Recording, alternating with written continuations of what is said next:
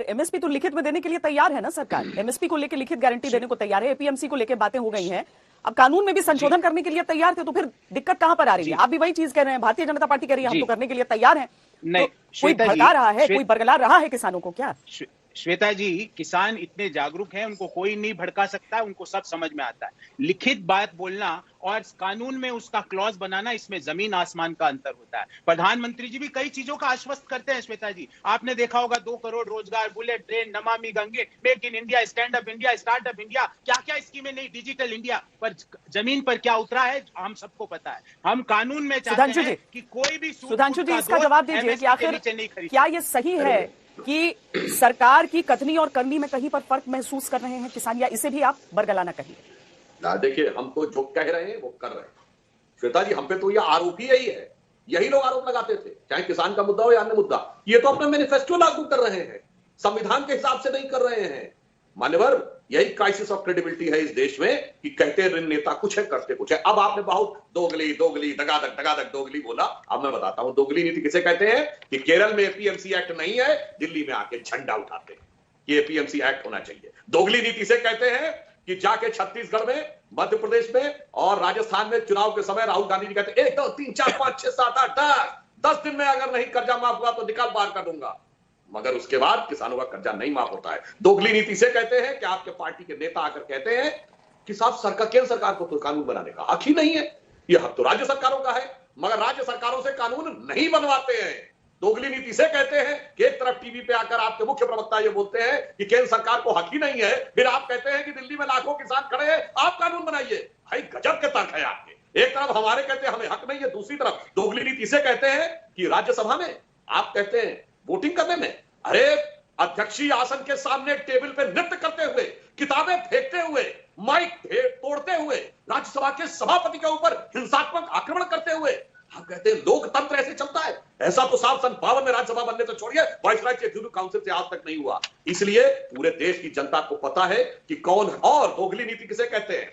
गौरव वल्लभ जी कान खोलिए और सुन लीजिए, स्वामीनाथन आयोग कब बना? अटल जी की सरकार में। रिपोर्ट कब आई? मनमोहन सिंह की सरकार में 2006 में। और दोगली नीति से कहते हैं 2014 तक एक लाइन नहीं इंप्लीमेंट की, इंप्लीमेंट की मोदी जी की सरकार। आज अटल जी का जन्मदिन है, अटल जी के सरकार के समय में वो अवधारणा बनी, मोदी जी के समय में इंप्लीमेंट हुई, मगर आज आकर छाती पीटते हैं कि नहीं नहीं नहीं ये नहीं इंप्लीमेंट हुआ, वो नहीं इंप्लीमेंट हुआ। और दोगली नीति से कहते हैं कि पंजाब में गेहूं और चावल एपीएमसी में होना चाहिए, फल और सब्जी नहीं होना चाहिए। फल और सब्जी तो हम रोज खरीदते हैं, गेहूं चावल महीने 2 महीने में खरीदते हैं। और एक और बात बता दूं, आज आपको दिखाई पड़ा महाराष्ट्र के किसान ने संवाद किया प्रधानमंत्री जी से, उसने कहा कि हाँ हमसे तो सीधे खरीदा जा रहा है। उत्तर प्रदेश में महाराजगंज के किसान ने कहा कि 12 से 15 रुपया हमें मिलता था, मंडी में जाने का भाड़ा भी देना पड़ता था, अब अहमदाबाद की कंपनी सीधे 25 रुपया घर से उठा के ले जा रही है। तमिलनाडु का किसान भी था।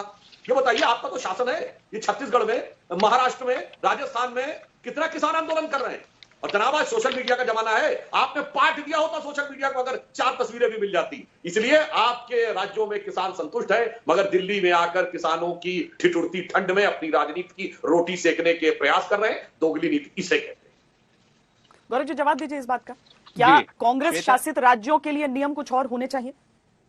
जी श्वेता जी, इनकी दोगली नीति नहीं, इनकी सही नीति बताता हूं और फिर दोगली नीति भी बताऊंगा और आपके सवाल का भी जवाब दूंगा। इनकी सही नीति क्या है कि किसान को थका दो और भगा दो।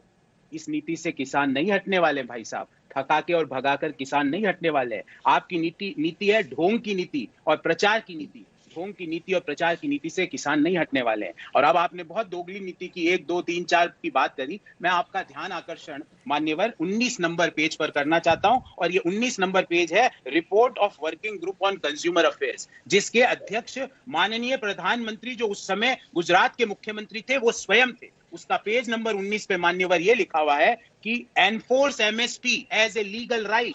वो माननीय मोदी जी जिस चीज को लेकर आगे बढ़ रहे थे वो आज किसानों को नहीं देना चाहते, और वो समझाने के लिए अरुणाचल प्रदेश के किसानों से संवाद करना पड़ रहा है उनको। अरे मान्यवर, आप अपने नेताओं की टीवी पर बैठ के आप उनका विरोध क्यों करते हो? उन्होंने कहा कि एमएसपी को लीगल राइट मिलना चाहिए 19 नंबर पेज पे, और आज आप उन्हीं का खंडन कर रहे हो। दूसरी बात, आपने कहा 44 किसान शहीद हो गए श्वेता जी पिछले 31 दिनों में इस ठिठुरती ठंड में। माननीय प्रधानमंत्री जी को मियां नवाज शरीफ की माता जी को के शोक में पत्र लिखने का समय है। पर ये 44 किसानों को पत्र लिखने का समय नहीं है। ना माननीय नरेंद्र मोदी जी को है, ना माननीय नरेंद्र तोमर जी को है। 44 किसान शहीद हो गए।